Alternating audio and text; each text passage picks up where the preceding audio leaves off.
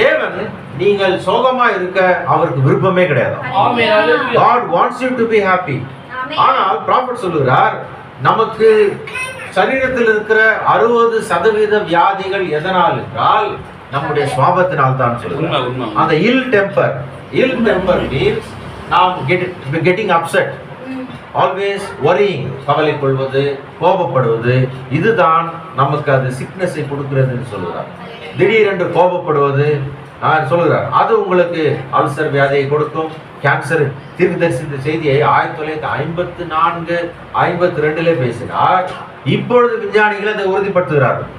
நாம் அதிகமாக கோபப்பட்டால் லிவர் பாதிக்குமா? ஒரு இதுக்கு நீங்க கூகுள்ல போய் பாருங்க, எதுக்கெல்லாம் உங்களுடைய கோப சுவாபம், கவலை எல்லாம், கவலை கிட்னியை பாதிக்குமா? இன்னைக்கு விஞ்ஞானிகள் அதை உறுதிப்படுத்தி இருக்கிறார்கள். இதை நம் தீர்க்கதரிசி 1950s பேசிட்டார்.